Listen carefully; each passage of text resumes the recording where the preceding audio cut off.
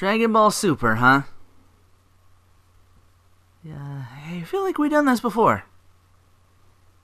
I don't know, maybe it's just me. Yeah, welcome, Goku, to the single-player podcast, or one-player podcast. The title keeps fluctuating between the two. Which one is it really? I don't know! I couldn't hold it together. Damn it. Yeah, the Xenoverse in the movies get like super popular, I guess. And then we're like, all right, let's pull out let's do a new series. And oh man, if the states were starving for more Dragon Balls, I don't know if it's just like continue on with Dragon Ball Z or something like that. Maybe it'll like replace GT, I'm thinking, or at least like part of like the Battle of the Gods movies or something like that. That's what I'm guessing. But yeah, it was a new series altogether. It's been almost 20 years for Japan. Their original air date for GT was 1997. States had it for a long while too. It's 2005 for us. So if we were thirsty for new Dragon Ball series, GT's, it's like Japan's in a famine or something like that. But yeah, I guess they're getting rid of GT, no. I guess they trumped Super Saiyan 4 or whatever all that nonsense is. I don't know if that'll be in future installments of games or not. I don't know. Will they pull GT again? I don't know. There's really only had like a couple of... Because I know Xenoverse has the... pardon me. I haven't played Xenoverse. I don't own it, but I know they have the two of the Shadow Dragons, the Nova and Eyes. The two of the evil Shenrons. There's like 7 of those. And then Omega Shenron was like a thing for a couple Dragon Ball games. Then later they got like Baby and Super 17. I don't know if they would have added GT. There's Pan in there. I know they keep. I don't know. They may have to do something with that. Bring her in or something. I don't know. Again, I haven't seen the movies. I don't know if they actually still made Pan a thing or not. Anyway, enough about that. Let me get to what I've been playing this week. Special thanks goes out to Gameplay Brasilis, Brasilis, for being hugely instrumental in me getting my 25th platinum, which is for Samurai Warriors 4. A lot of the single player campaign, like the main stuff outside of like their create a character conquest mode. There's a whole ton of all the objectives and little side missions you gotta do, and that YouTube channel is very helpful in that. So if you're having difficulty with like the main game, that's where you go. Yeah, but hopefully give you a little better chance of doing that. And it's still kind of weird. My main gripe with that game is, well, a couple gripes, minor stuff, but, the whatchamacallits, like, before in, like, Samurai Warrior games, you get, like, blah, blah, blah, attack, blah, blah, blah, or enemy troops appeared, and, you know, the messages would, usually in most, Koei Warrior games, they would come in, like, last all of, like, let me ballpark it, like, 3 seconds, maybe? 5 seconds tops. Here it's like, well, no, it's like 3 seconds, and there it's almost like, I don't know, I've counted, it's almost like 7-8 seconds, or it's like double or triple the time, like way more time and necessary needed. I think that was one of the things where it's like to get like all the special weapons for everybody, like a lot of their like little missions were timed, and everybody like on, I was looking up FAQs, and they were like, yeah, just do the conquest thing, it'll save you a lot of headaches later. Which works for the single player other thing too. The actual like history mode or whatever. Because you got like these crazy weapons now, and they're like super powerful. Especially Keiji. You put him on horseback, shit just dies. Like he was always like amazing on horseback. They made him a fucking powerhouse, but especially with that like final weapon, because it's like I'm not sure, but I think like if you have like electricity on your weapon, you stop people from blocking your attack, so you just like go in and make shit dead very, very quickly. He's just like whipping his weapon back and forth. It's just, I've been doing more at the Adventure Time game. I'm up to like floor 90. The Nightosphere I unlocked, I think, like a couple floors ago. Holy shit. How many floors are in that monstrosity? I don't know, because I can't fucking survive the first floor. I looked up on what I should do with that, and there's like a endgame thing or something like that. You get all the quests, and there's like it's supposed to be like this token that makes shit easier for you. It's going to be a while before I get that. I had to look it up just to figure out how the fuck do I do this. I couldn't even survive floor 1 for Christ's sake. There's just, like enemies just every fucking where. They're immediately on your ass. Even with Ice King like distance weapons only, he can do so much because everything else is like critical distance. Everything else is just like, it's a mess. It's a mess. Trying to get up the rest of the Marvel Ultimate Alliance. I played a little bit of the Pokemon freemium games. I'm still trying to get past Mega Mewtwo Y. I know if I've been going back to older Pokemon that I've already beaten, and I'm like, okay, let's see if I can S rank these, because the more S ranks you get, like the better you do. You go into Expert, and it's like stage EX blah blah blah was unlocked because I'm S ranking things now, and I'm like, okay, what? And it's like, all right, I got Evatile now. I'm gonna have to build up my Pokemon and get that, and then maybe bring, because it's a Dark type, I can bring that into the Mega Mewtwo fight and see if I can do better with that. So, but yeah, I'm just gonna be like little playing here and there, but mostly this other stuff here for like my big consoles, just because a lot of time went into that. A lot of time also went into trying to like script this out a little bit easier. Should have double checked my microphone earlier. You wouldn't have gotten a little bit of static in the background. Not too noticeable, but still kind of there. So yeah, first 7 minutes. Sorry about that. Anyway, I went up to like, because I'll talk about Shuffle and then I'll be like, oh, this happened. Yeah, and that's usually how it is. So this time I made sure to check, and apparently snuck this one up on me. They're doing another one of them, place in the top 20,000, you get a Mega Stone of this Pokemon. And this time it's a Banette. I don't remember getting a Banette. It's a Mega Banette. I think I'm getting worse. I barely got like 9,000 points, because now most of their thing is like, we're gonna take these little black clouds now and obscure obscure parts of the screen so you can't see where the fuck everything is, and you're matching shit. Trying to get a Evatile for that as well, but like his main thing is to get Lucario and just use him, because like if you get like horizontally, you'll like clear out the smoke if you match up like 3 Mega Lucario. What the fuck is? I keep thinking Ampharos. I don't know. I don't know. I guess I just like, I do like Mega Ampharos. He's really kind of cool looking. He just has like the little like, he's a little more random though. If you match his Mega, it's just like lightning bolts down on a whole bunch of shit.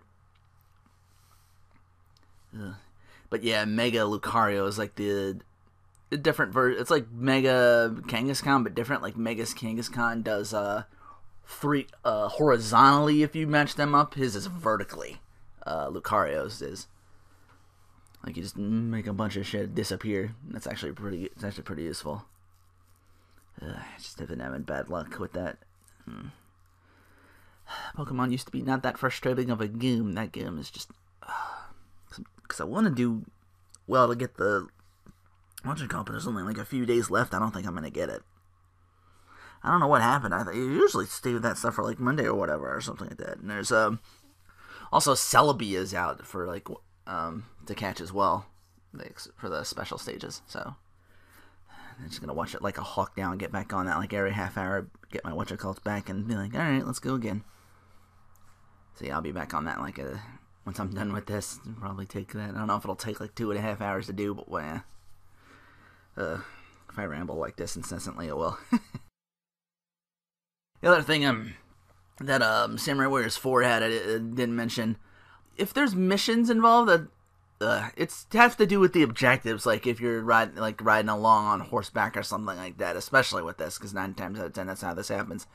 But you're running along on horseback trying to get from point to point, and the objective shows up. It's like, kill this dude and this dude before this dude dies, for example, or like, kill this many troops, or like, make sure these people don't escape, or make sure this person does escape, or kill this person but not this person, stuff like that. If it shows up and it stops gameplay for a while, and if you're riding on horseback, it stops your motion for a while. I assume it's you're walking along too, but 9 times out of 10 you're on horseback because it's the quickest way to get to anywhere.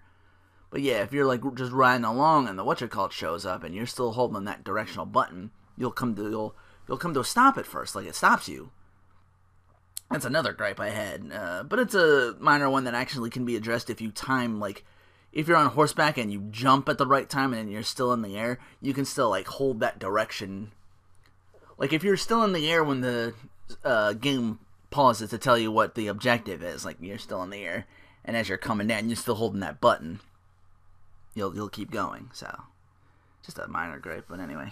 On to actual, like, scooping for a gaming news segmento. Horror fans will be, for Mortal Kombat 10, will be getting their Jason Voorhees on early if you purchase the promotional DLC content May 5th, just tomorrow. You get it, it's on sale the following Tuesday. So, Namco did that weird, for April Fool's, a Galaga Tekken mashup, but it's actually a real game coming to... It's already out, actually, for Android and iOS. For free. So. Good news for Skullgirls fans, and I remember this because I watch a lot of Voices of Gaming, which their thing was for a while. For Skullgirls, they would, like, there wasn't voice acting in the story mode at all or anything like that. Like, they had the cutscenes, but there was, like, no voice acting. So what Voices of Gaming did on their YouTube channel was they'd bring in the I think it was like either like Casey Tang's house or something like that. Like they'd bring in the voice actors and voice actresses for Skullgirls, and they would put the control in their hand and they'd play through story mode, and they would just be like voicing the story mode themselves with or something like that. So Skullgirls' second encore to be re-released for the PlayStation 4 and Vita. The story mode actually will be fully voiced. And it'll also add challenge mode, which you can fight opponents with various battle conditions, and trials, like in fighting games where you would like do like certain combos, or like push this button, this button, this button, this button, or do this move and chain it to this, like that, like actual trials instead of just like the practice mode, like teaching you how to play. So you get so it's like a little more in depth with that. You can learn your characters that much more easier. So very nice. And congratulations to the Lab Zero Games for that. I'm stoked for that. I might actually pick that up again. PS4 and Vita. Don't know if it'll do well enough to come to PS3, but you gotta push the main thing or whatever. I need to find out if I was looking at the Vita. I need to find out if the Vita TV will work with the POG or something like that, or if I need another segment, because, my god, the Neptunia series explodes on Vita. Wow, they're remaking the 3 main games that I already have for PS3. They're remaking them and making them better. I assume it's like most of, if not all of the DLC are going to be on those Vita titles or something like that already. But yeah, and they got a couple of other like side quest games. Noir, the Noir's got her own game too. So, just a lot of, just really stoked for the Vita. Even if it doesn't work, I still might want to get a Vita TV. I don't know how good that is. I haven't seen anything. I need to maybe do some research later for that. But yeah, I was just really interested in that. And Project Soul's character popularity polls. They're announcing anything. They're holding Project Soul holding a character popularity poll for their Soul Calibur stuff. They're on Facebook to find out which characters are the most popular. Time once again to get my snacking on. snacking for Noah. I had a lot of things over the past couple weeks, and I didn't do it I didn't do it on the multi-tap either. So there's like a lot of stuff here and there. I had the biscuit taco at Taco Bell. I thought it was okay. I just had like the egg and cheese just to keep things safe. It was like an okay biscuit, and like what you call it. I think it would have been better if I like had like put sauce on it or something like that. I couldn't find like, because I like their green stuff. Their verde is amazing. By the time I found it, I've already eaten it, and I'm like, all right, well I got a hash brown here. I'll put it on that. Amazing. Highly recommend. Yeah. That's just a thing. I was doing that for breakfast because that was the only breakfast thing I didn't do yet. But anyway, I know I went out and got a bunch of sodas as well at one point. Rock Creek Cola, pretty decent, not too strong. I actually like that better than the Big Cola, even though it doesn't have like the same size. But I'd recommend it for those who like to save money for their sodas, because this was like, I think it was like, what was it, 79, 89 cents for a bottle? I was like, not bad, not bad. Back in my day, I used to get a can of RC Cola for 25 cents. Inflation.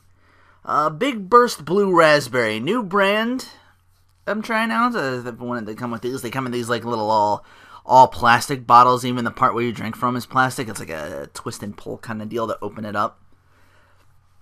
It would have been a lot better was I not tasting plastic with my blue raspberry. So I'm like, all right, let me push the contents out into a cup. Yes, I said push. You gotta like, it's like a squirt bottle, squeeze bottle kind of thing. I was able to taste what seemed like a lot less plastic, but still kind of weird enough to say I can't recommend Big Burst. No.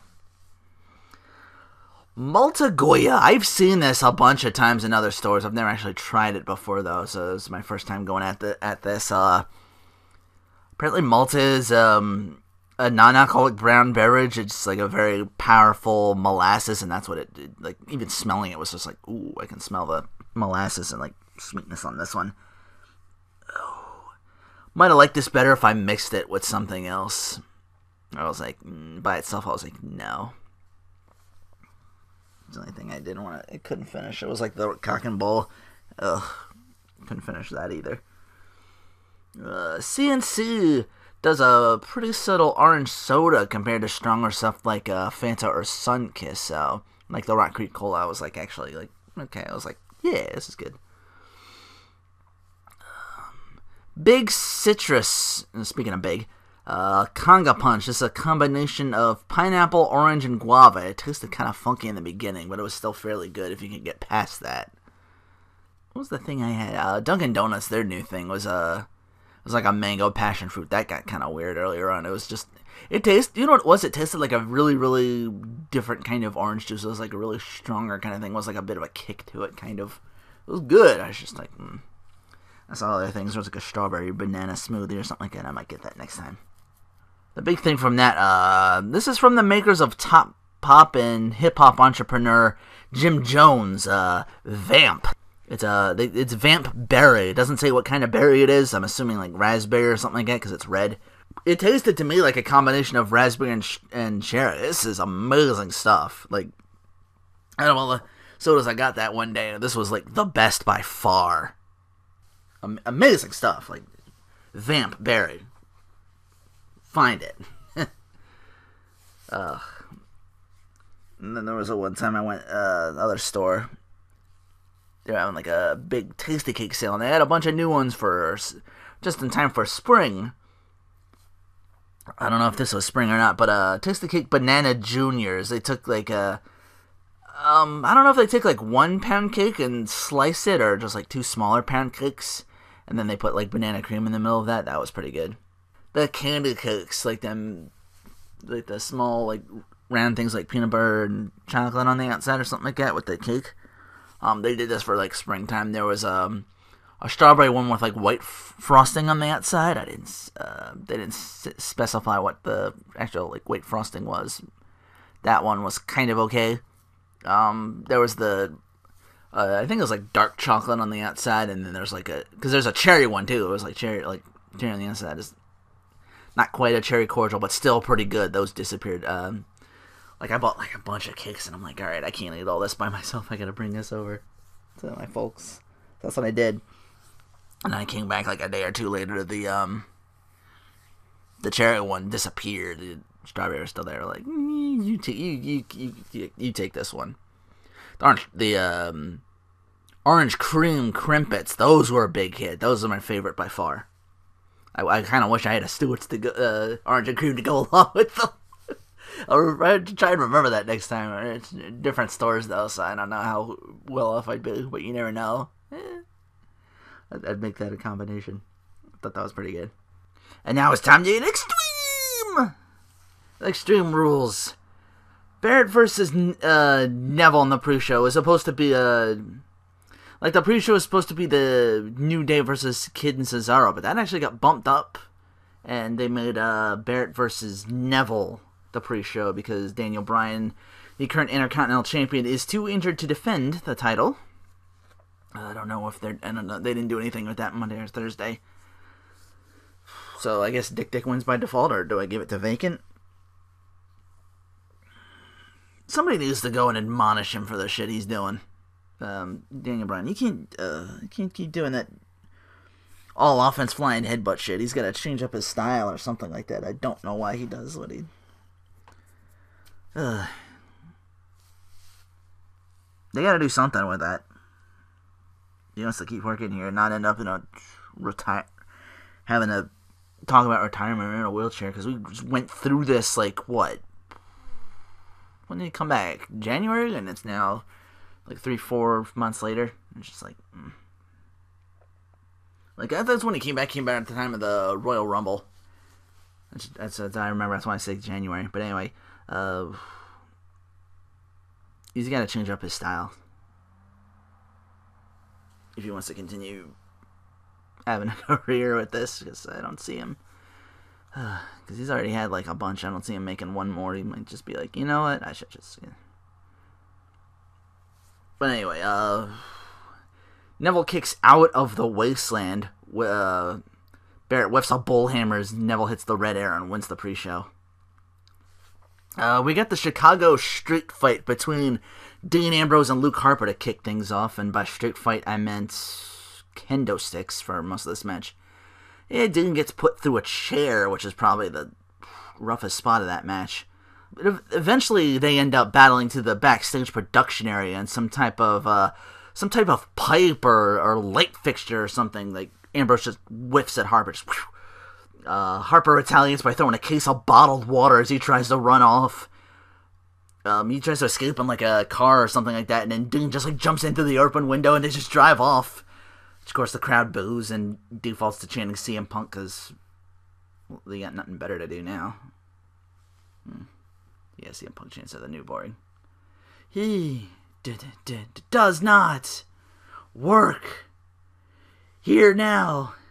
He is now unemployed.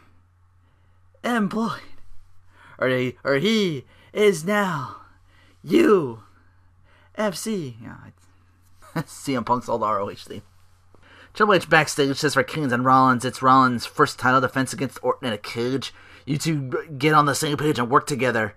And of course, they continue to bicker at each other.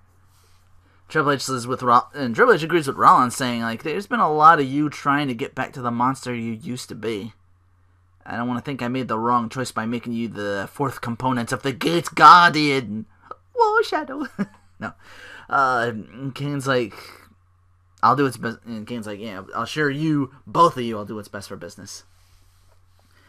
The Kiss Me Arse match is next, and JoJo, who's the commentator for this, she's like the following contest. She's what is she? She's not commentary. She's well, you know what I mean. She's the opening. She's like the announcer. That's it.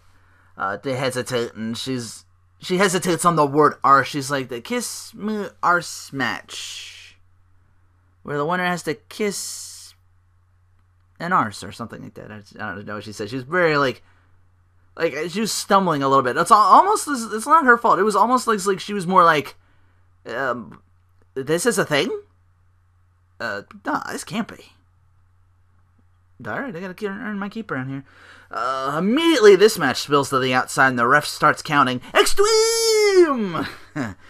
Sheamus at some point counters Ziggler's Billy Gunn move with a sit-down powerbomb for 2. Wow. I think at this point on Twitter I was like, Dolph Ziggler could sell the finger poke of doom and make it look like he got finger pistoled CP9 style. Ziggler runs the ropes, hitting clotheslines, trying to take Sheamus down, and Sheamus eventually just clotheslines the fuck out of him instead. Forgot what his submission was called. I know it's like, it's not white noise. That's something else. Or it's like a, or is it? I forget. Yeah, he has a submission. I forgot all about it. I remember him having something like that, like later on in like his face persona or something like that. Like he got a submission at some point. He started becoming like that. It's like, okay, he's gonna finish it. He's got a submission. He's got a setup. He's a main event guy now. Ziggler finds a way, of course, to counter that for 2. Keep it 5-star with a good tweet on here calling Sheamus a height supremacist. Like little fellas don't belong in me ring. That mohawk of Sheamus reaches near critical mass. I'm just looking at like, okay, we got like Dolph Ziggler with like the hair, Sheamus with the hair. Whose hair is gonna get the frizz factor first? Like who's busting their ass more to get that hair? That's what I was like. I almost got distracted with this match just because I was looking at their hair and I was trying to see like, okay, who's gonna frizz out first? Ziggler out of nowhere gets this roll up for the win though. I'm like, wow. And Sheamus just yelling at the timekeepers like, that was 2, ring the bell. That was 2. What's he doing? He's like yelling, yeah, he's either with the timekeepers or with the refs. It's like yelling at everybody. Ziggler putting on a show, of course. Chicago getting a real good look at the Badunka Dolph. Sheamus, of course, keeps the hesitation on it. They drag it out and whatever. And Sheamus, of course, low blows Ziggler when he's just standing there and gets bro kicked in the face. You think I'd kiss your ass, fella? Especially in this rat hole of a town. And of course takes Ziggler's prone body and forces him to kiss his own arse. Sheamus' arse. But anyway, the tag titles, they get bumped to the actual pay-per-view of the pre-show. So we got great talents of Cesaro and Kid. We got Kofi Kingston and Big E of the New Day.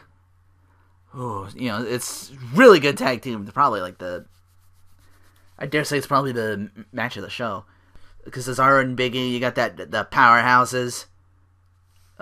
Tyson Kidd and Kofi, the speed and aerial offenses. So good combination on both sides. I like that. It's a very, like that dichotomy of the tag team going on right now. It's just really good stuff.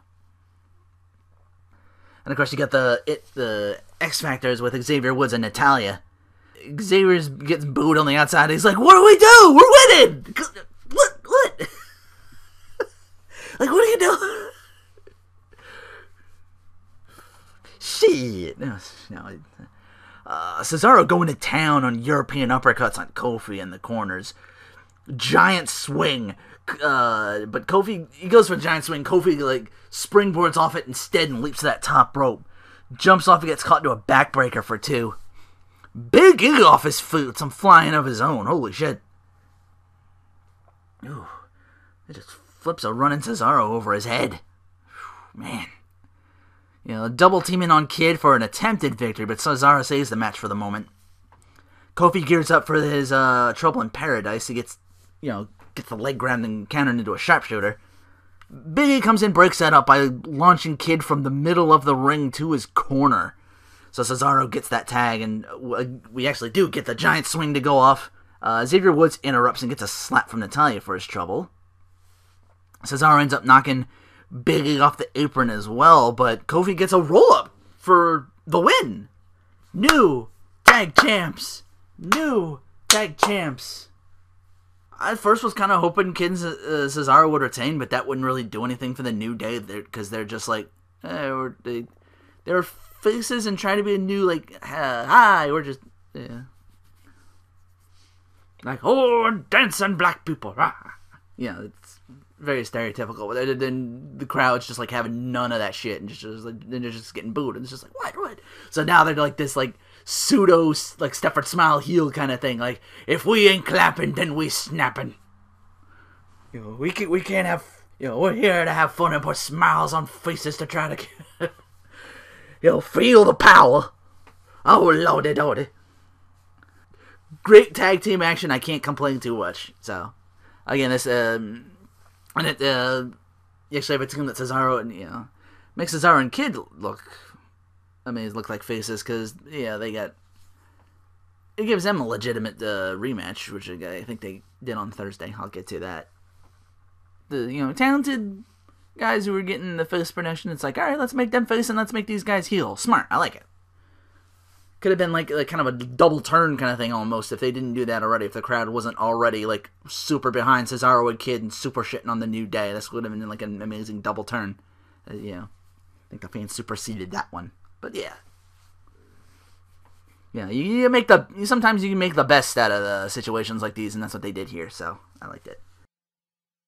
Oh, we had our struggles and our doubts, but today's the dawn of a new day. They're celebrating backstage with their name with the tag titles, and a car just peels in the front, and Luke Harper's just ejected like Jazzy Jeff out of the car. He's just like, ah! He just throws him out of the car and onto the New Day, and while they're wondering what's going on, Ambrose top of the car just like jumps on all fours. It's like, lunatic rage! Ah! Oh. I hope somebody made a thing of that. Like somebody who's like talented on YouTube just made like the Jazzy Jeff noise with the car. That's all I can think of. That just getting thrown out of the car. Just I guess this match is still going because it spills back into the ring after another Ambrose surprise jump off of something high attack. Both men go to each side of the ring and just start chucking chairs into the ring. Terry Funk, please do not throw chairs into the ring. It's not that much because it's just the two of them, but holy shit, I just remember seeing that in like a, but it's like a ECW highlight best of or something. Like, Jesus Christ, how many chairs do you have? Like, holy shit. Luke Harper gets the upper hand and just buries Ambrose under all those chairs and is about to jump off until Ambrose just like, rage out of the chair pile, crotches Harper on the top rope, throws him onto the pile, dirty dudes him on top of those for the win! Ambrose wins on pay-per-view! Holy shit! Thank you, Terry Funk! Awesome! My God, it's been forever since he's like, when did the Shield split up? I had to have been like almost a year from now or so. Like, just finally win a match on pay-per-view. It's not due to bullshit. Like, yeah. Wouldn't last, unfortunately, on free TV, but again, I'll get to that. Russian chain match for the United States title. Rusev gets 2 corners, Cena gets 2, Rusev gets 2 again, and then Cena's thrown to the outside, so Rusev gets to string Cena up by his arm, and so Rusev can work him over with headbutts and those massive, massive kicks of his. Drags him back in, gets 2 corners before Cena uses the chain to try to pull him back. Yeah, it's a 4 corners match, by the way. That's why I keep saying like corners, whatever. You gotta touch gotta lay your hands on all 4 corners of the ring to win the match, and it's got to be like uninterrupted, because if you do it after a while, the ref is like, nope, they interrupted him. He like pulled him off of those. He couldn't reach the one in time. It's like reset those like lights. There's like one that's like a green and red light on 4 sides. Like one's for Cena, one's for Rusev. I forget which was which. That don't matter. But yeah, Rusev again throws him outside, and Cena just pulls Rusev head first into the turnbuckle. So Cena's like literally dragging this huge Bulgarian brute, this meaty motherfucker, to the other side of the ring. Just, of course, Rusev using his size and strength to get as he gets up after a while to make sure Cena doesn't get those rest of those corners. At some point during this match, Lana is acknowledging the crowd's adoration for Lana. She gets on the apron and she's like, yeah. She's like, oh, hey, hi. And Rusev's like, the fuck are you doing? Get down! Get the fuck out of here! No Lana for you! Get out! Get the fuck off. So Rusev keeps kicking. So yeah. Face turns at some point? I don't know. Because Rusev's cool and all, but they just really, like, the gams, man. Lana. Speaking of gams, Rusev keeps kicking Cena in his not dick area. It's Extreme Rules. He could go for that if he wanted. I don't know if Russian chain matches have DQs, it's, you know, the Texas bull rope match doesn't sound like it would have DQs. That's they say, like, the only way to win is what's it called? Yeah, they didn't say disqualification. Well, you don't know that for sure, but anyway, it just seems like a thing because it's a fucking chain. There's a, you know, I think DQs have long been ruled out unless there's like a you didn't use the chain, you used the steel chair, disqualification, or something like that. I don't fucking know. Extreme rules. Cena backs Rusev into a corner, so Rusev actually gets credit for one. Like cause I think that's how JBL won his title, won the what was it, the WWE title? Yeah, it was the WWE title. He won from Eddie Guerrero because, you know, it was like the three corners. They both got three corners at some point, and Eddie just like goes for like a splash or something like that, and backs JBL into that corner, and he gets like all four corners. And then Kurt Angle, the GM at the time, is like, JBL hit that corner first, so you're new champion. Yeah, so that's what I mean when I say that. But anyway, Cena grabs the chain, pulls him close for an AA. They're down, so they both eventually get up and each get like a corner piece, 2, then 3. Cena again pulls Rusev for another AA as Rusev goes for corner 4. Cena gets it instead. Cena retains. Not sure why the Bellas are getting cheered, but Naomi's got a new theme. It's so fairly well somebody call my mama theme.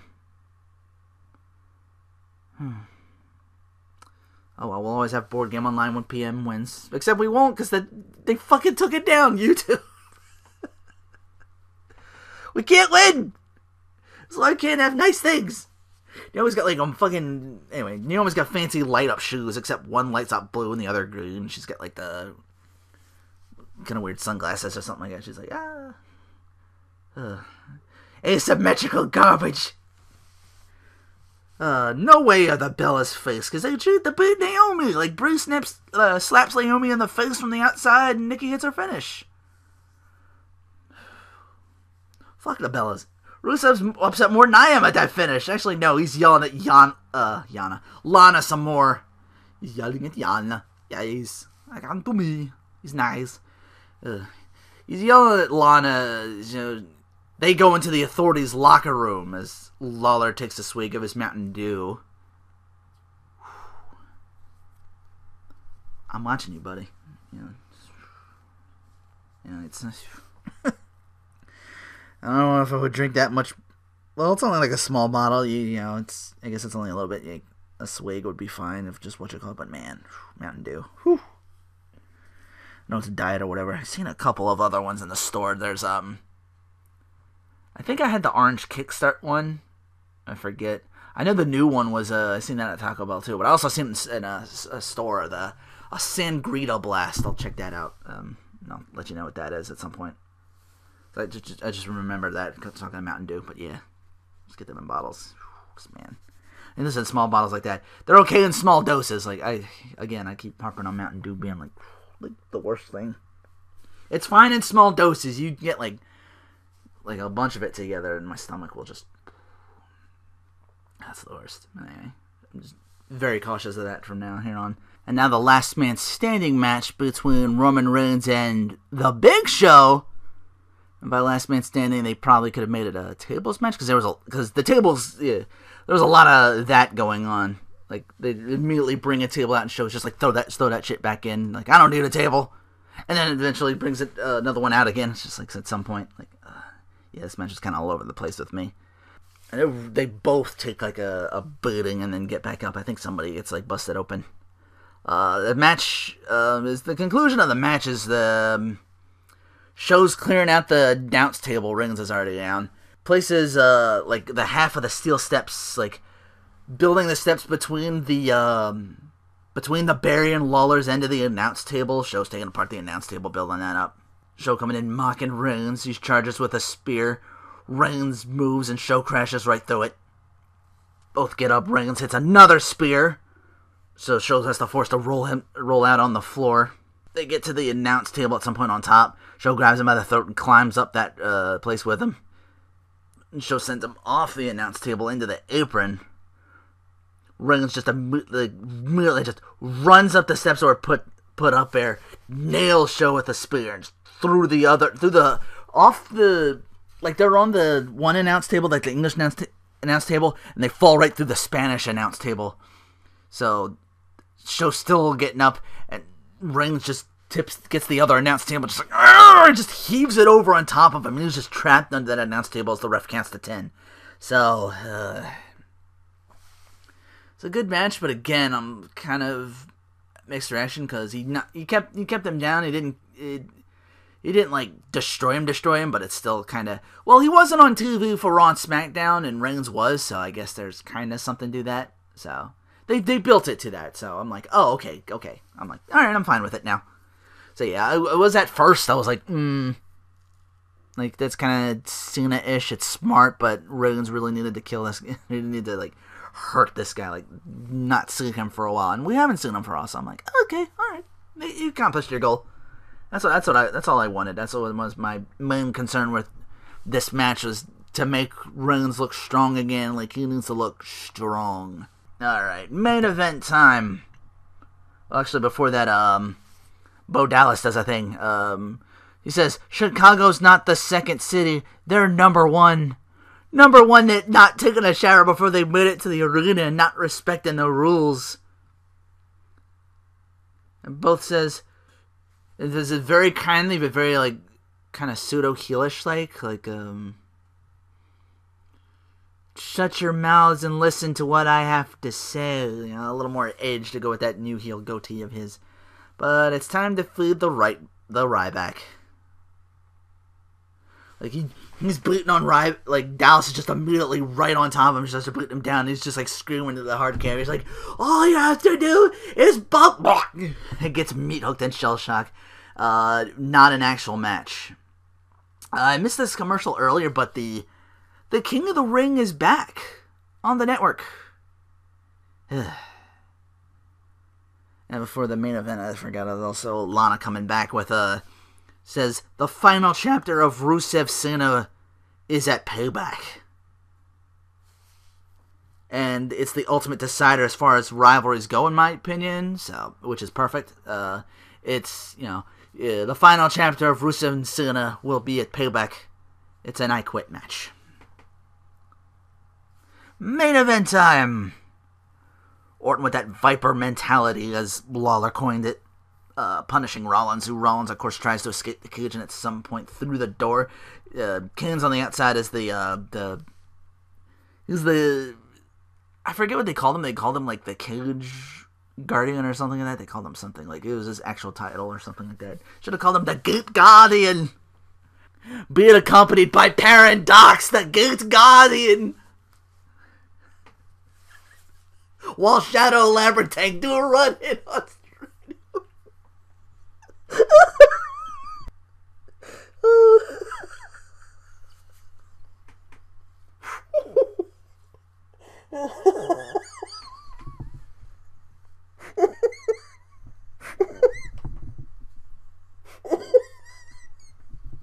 I'm just imagining Big Show in a fucking just up a labyrinth tank.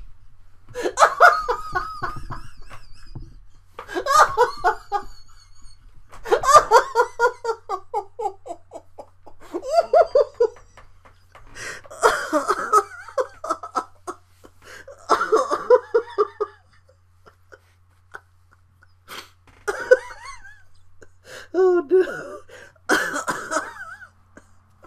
Oh my god.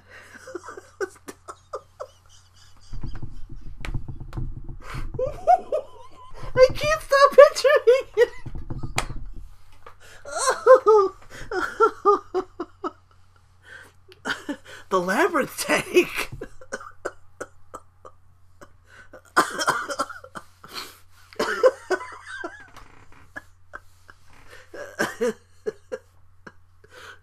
Labyrinth tank, stop crossing over those labyrinth squares in Duelist of the Roses to try and get at my life points directly. I'm having fun. I certainly am. Maybe a little too much. Okay. Alright, I'm good. Oh, man. Oh, wish I could Photoshop. I'd put that up so hard. Big Show's just the angry face where he's like about to, like, he's talking about he's gonna punch Triple H at one time. Just a big angry face, all teeth.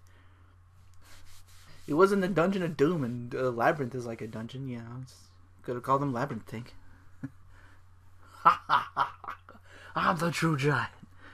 Yeah, there's still like, because it's a cage match, there's no ceiling, and of course there's like still like pinfalls and well, no, there's pinfall, submission, or escape the cage. So Orton, of course, getting all the hits in. Rollins being chicken shit and trying to escape the cage. Orton in hot pursuit. He counters by getting to the...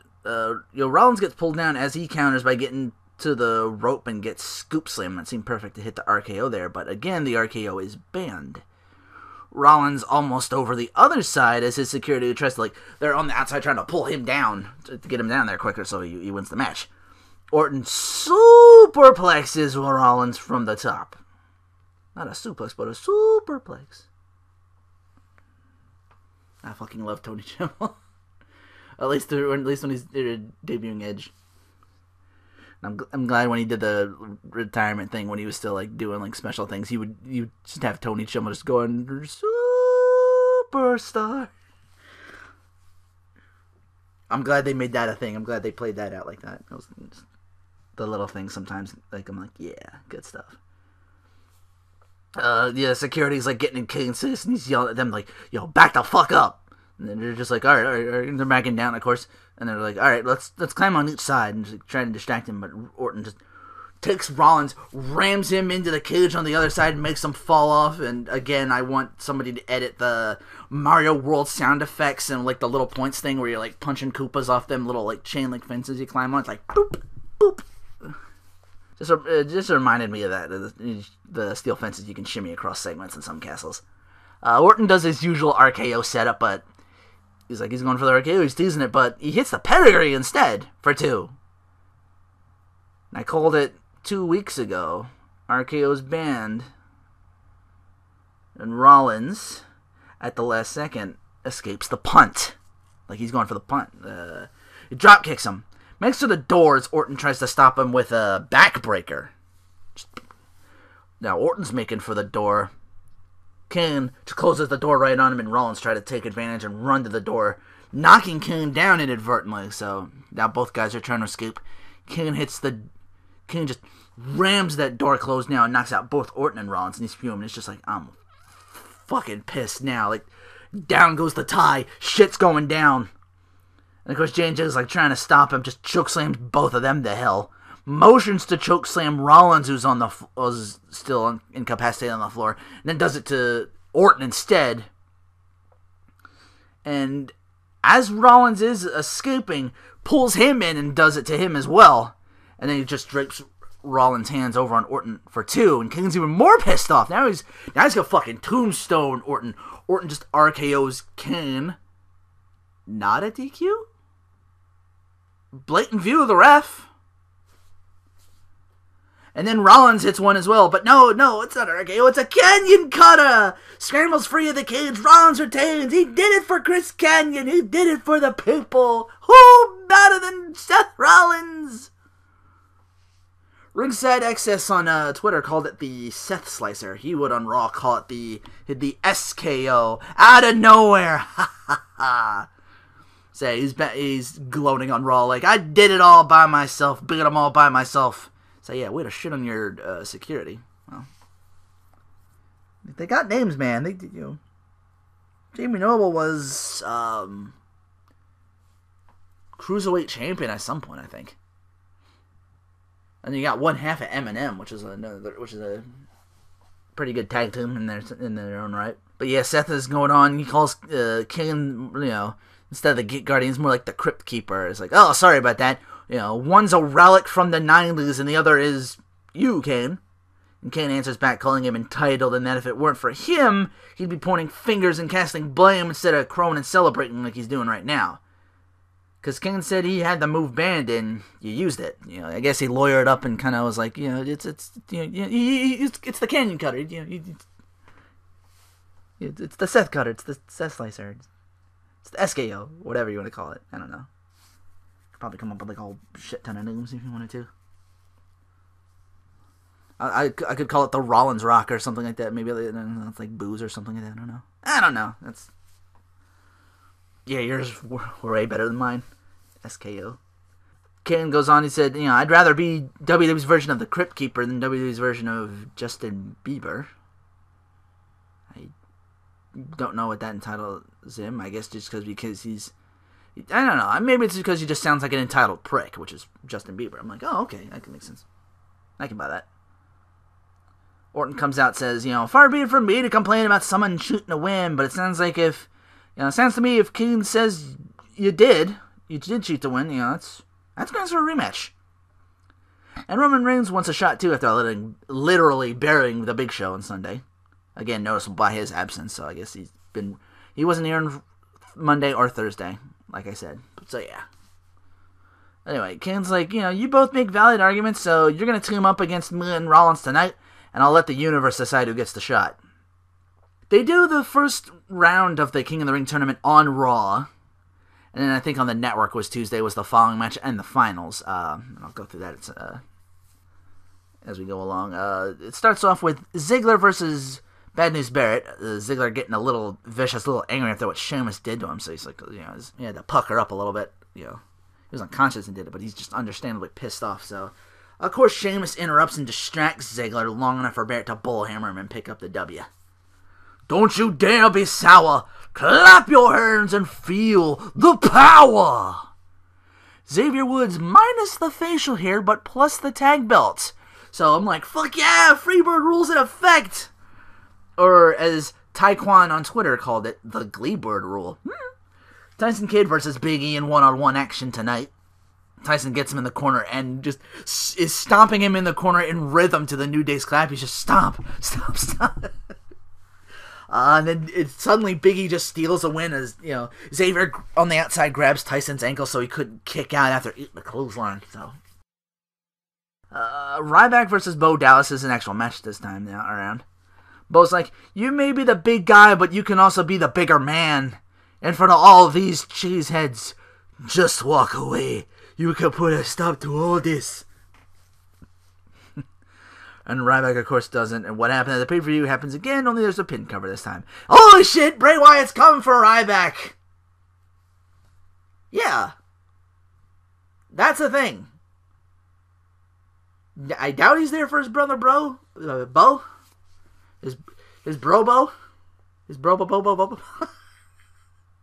Oh, man. Imagine the facial hair. Oh, no. Oh, don't start imagining shit again. Bro. Bo. Damn it. But yeah, his brother. I doubt he's there for his brother. But actually pretty interesting change of pace if he was. Because, again, he's kind of healing out like Bo Dallas. He's kind of reminding me of, like in the beginning stages of like Kurt Angle when he would just like when he started to become like a transition from the 3 eyes and becoming this fucking suplex machine, just this fucking Olympic gold medalist Kurt Angle. Yeah, I still got my 3 eyes, but I will fuck you up royally. I think that's what they're trying to do with Bo, and I don't know if they're gonna do. I could see the Bo thing becoming the cult like or something like that. Like maybe they're maybe we're not so different, you and I, Bo. My brother. Yeah. His sister Abigail. You remember that stuff like that? I just see them being on a tag team at some point. It's pretty interesting. Like, kind of that... Yeah. Like, the one aspect of it to another, and they're both kind of like... They're both, like, just kind of like cult leaders. You could do that sort of thing. Like, one's just being, like, really vague, like, one's more positive or something like that. But, yeah, you could, like, good cop, bad cop that shit. Or, and vice versa. Or, like, just bad cop, Just interesting. Apron lighting? I guess that's a thing now. John Cena comes out. I noticed, like, on the apron of the front ring for the camera, it says, never give up. I didn't know they could do that. Is that just for TV? Again, I don't know. It looks cool, I guess. It wasn't needed. It doesn't say Raw anymore. I guess it's trying to change up things and make things different. I don't know. I don't know if there's like a thing on the outside to make it look like that or something. Like there's like a weird like, I don't know. It might just be for TV. I don't know. I don't know. I need to ask somebody who's there live and see like they do that. What you call it or something like that. Like somebody on Twitter. I don't know. But anyway, Heath Slater finally steps up to challenge him. Like, yeah, continuity. And of course, continuing continuity is just Heath Slater jobbing out super quick before anything happens. So Rusev just comes in, kicks him in the face. Lana gets the wave to the crowd, and they're like, yay, Lana. So, again, the seeds of the face turn possibly starting to bear fruit a little bit. The fruit's got some gams, I'm telling you. And Rusev's like, bitch, no, give me the fucking mic. I'm not tired of your shit. Yeah. These Americans are quitters, and so will you say those words at Payback. Backstage, Rollins wants clarification for his title defense at Payback. Kane clarifies the fans get to choose either Orton, Reigns, or both in a triple threat, which is the last thing Rollins wants. The last thing Rollins wants. He actually says this. Crazy thought. I was thinking Kane would make himself option C. No, I guess Austin Aries kind of coined the option C. R-Truth versus Stardust. Duel from New Legacy said the most awesome thing ever. It's just one of those things like, if Stardust wins the tournament, he becomes the King of Cosmos from Katamari Damacy. So I'm like, yeah, I'm pretty much rooting for Stardust this whole match. Quite a lot of rest holds from the Dusty one. As Truth tries to come back with them unorthodox moves, and he wins. Fuck this tournament. I can't have nice things. I left for a while. I came back halfway through this one. I don't know what Rosa Mendez is wearing, but she distracts Fandango long enough for Adam Rose to finally get a win. After forever, it seems like. And Exotic Express be a rockin' later tonight on. Yeah, she's making out with Adam Rose. Renee speaks with Brie Bella about Daniel Bryan's health. Seems, again, he's been out only to go back on the injured list. Brie's like, Daniel would love to be out there, and that, the WWE cares about Daniel and vice versa. Naomi just out of the nowhere just shoves her ass down, and she's like, no one gives a shit about you or your husband. 1 out of 2 ain't bad. She's half right.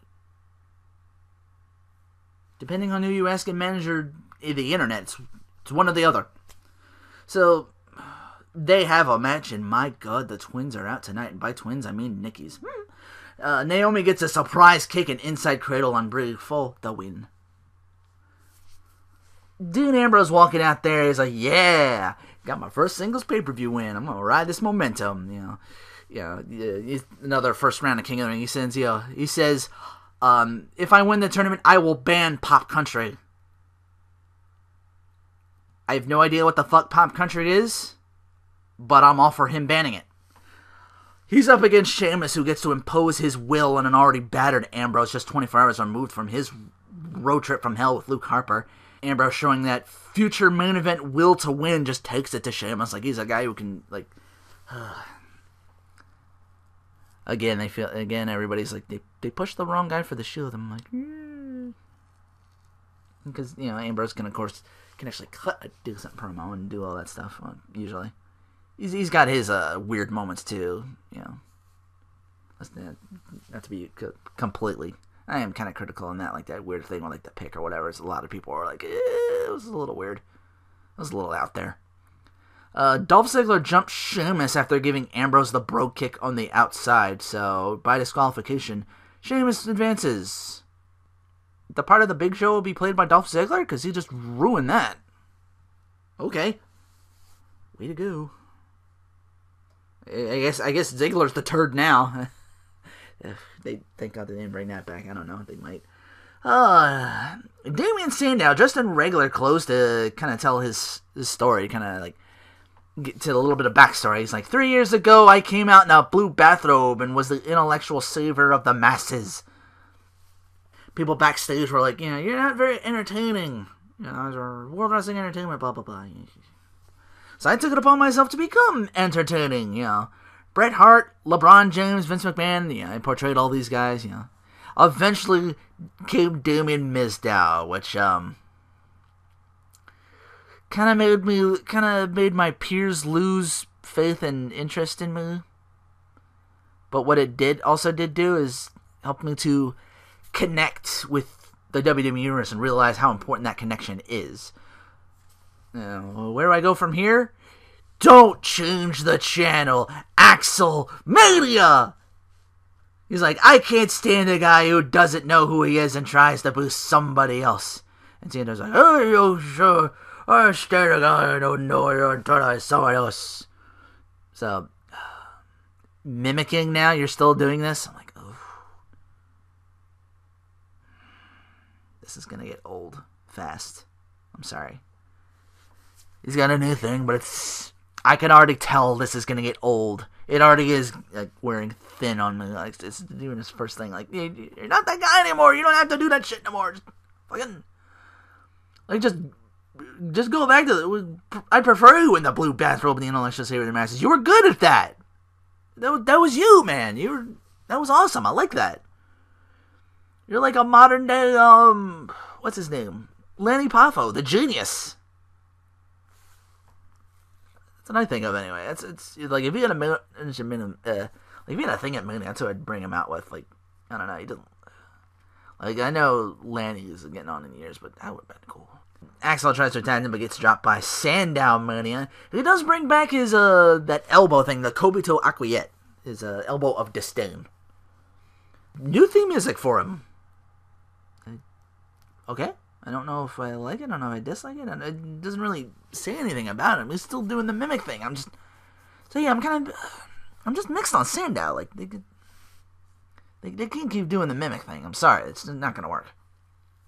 It's like I said, it's well past the point of getting old already, and it's just him doing it by itself. Final first round King of the Ring match between the new sensation right now. Seriously though, Neville busts out from a standing position, a fucking shooting star press and a suplex. And his opponent, Luke Harper, who's a very talented hoss in his own right, so this easily gets to be the match of the night. Neville advances with the red arrow, and I get the commercial that Tuesday on the network, the semis and the finals. And they did the promo package on SmackDown for this. It came down to it was Barrett versus, the semis were Barrett versus Truth, and Sheamus versus Neville. It comes down to Neville and Barrett in the finals, and Neville goes for the red arrow, but Barrett moves out of the way, so Neville gets the, it's not like flopping, he does the thing where he lands on his feet instead, and just boom, bullhammered immediately. So, he is now the king of bad news. And I wonder if he gets to wear the crown and the get up all the time now, or something like that. I just remembered, more often than not, the King of the Ring goes to the heels. At least with a lot of time in recent memory. Like, the last couple of King of the Rings in recent were heels, like, Billy Gunn, that was about 99, that was not recent, but he was heel at the time. Billy Gunn. Brock Lesnar. Kurt Angle, heel. I'm trying to think. Sheamus, he was heel at the time when he won it. Beat John Morrison for it. William Regal. And of course, let's not forget King Booker! My personal favorite. Pardon me. Alright, main event, let's get this over with so we can get our fucking triple threat vote that everybody on the fucking planet knew was gonna be a thing. Kane takes everything but the kitchen sink in this match. Just goes apeshit after almost getting along all night with... Like, they get along really well, him and Rollins. Kane's just beating down security, and Rollins, who throws him back into the proverbial wolves den. He just gets Superman punched and RKO'd for the win. So, yeah. Surprise, surprise. So, again, we open SmackDown with Rollins and Kane back and forth. Kane's like, you're facing Ambrose tonight because that's what's best for business. And Rollins fires back. He's like, you want to know what's best for business? Kane from 20 years ago. I'm like, was it Kane like 97 or something like that? Like 1995. And I looked it up. I'm like, he debuted in the WWE in 1995. He wasn't Kane. That was back when he was Isaac Yankem. Jerry Lawler's personal dentist. Back when everybody had that like weird gimmick for something like that. But yeah, he did make his WWE debut. Not as Kane, but Glenn Jacobs, 1995. He was in the WWE. He made his debut then. So kudos to Rollins for doing his homework. But he's like, you know, Kane from 20 years ago. Not this Kane. Now, I dare you to show that side of you and prove you're still something in the Authority. Which leads to him quite the opening match with Roman Reigns. It ends up with Kane about to be Superman punched, but he rolls out and heads to the back. The new, quote-unquote, Damon Sandow. That's going to get old fast. JoJo again announcing he's copying almost everything she says, and she's introducing Sandow. She's like, weighing in at 247 pounds, and Sandow's like, weighing in at 239 pounds. Like, he calls Axel the village idiot of Minneapolis, Minnesota. Curtis, the pigeon-toed disappointment Axel. You know, that goes about as well as you expect. Ryback boots on Luke Harper in their match. Like, Ryback in backstage is like, you know, I don't know why Bray Wyatt's targeting me, but, you know, I'm gonna get some, I'll blow off some steam and boot on his former family member, Luke Harper. And almost immediately after he wins, the lights cut out, and Bray Wyatt's just immediately on him. Again, I doubt he's bringing the group back together. This might just be circumstance. But if they wanted to, Ken and Cesaro get their rematch clause and win by disqualification when Xavier Woods gets involved in their match. Like they're about, looks like they're about to win. They get the pin off, but then Xavier Woods just leaps into the ring and starts booting on him, and all three of them just a beat down on I forget who. I think it's Tyson Kidd in the ring gets the beating. Summer Rae and Cameron. And then Brie Bella shows up. Cameron and Brie have a match.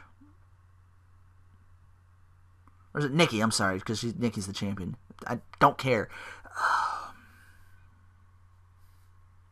When we said give divas a chance, we didn't mean these divas! It's our fault. We should have been more fucking specific. So don't give a fuck about the cattiness of the arguing. It's just like, ugh. Now I feel headache coming on. Just trying to talk about it. Jesus. The only good thing from this I got was Naomi on the side cam trying to put herself over and kind of talk more about herself or something. Trying to put how her heel thing that she's going for, the heel persona she has now. She's like, talking about how, you know, the nice and polite, they fail. Brie got a taste of that on Raw. I don't buy the whole nice girl thing Bella's got going on right now. I agree. Fuck the Bellas. Naomi's on point with this one as far as I'm concerned. Primetime Players making fun of the new tag champs, tells the WWE shop, like, get your shit together, get these t-shirts we're making so we can make our money on millions of dollars. As cool as that sounds, I would be more concerned with, I don't know, maybe challenging the New Day to a match, and then you're tag team champions, and then WWE will call you, and it's like, okay, we these are cool shirts, let's put them out. They're the champs now, you know. Priorities, gentlemen. That's all I gotta say. Rollins beat Ambrose in the main event based off his security and Kane. They just like swarm him like after the match, and then Reigns comes out and cleans house. So, and that's SmackDown, and that's the podcast. So yeah, a lot of stuff going on. I'm trying to get up. My schedule's changed again work-wise, but I'm trying to, again, bust in and try to finish my LP. Which I'll try and get some stuff in for. But yeah, that's all I got. I like Extreme Rules it wasn't what we wanted exactly. It wasn't like the extreme, but you know, it was. Yeah, I didn't feel disappointed paying pay-per-view money for that. So, but yeah, that's the podcast. Thanks for listening. Take care. Milky Cannon!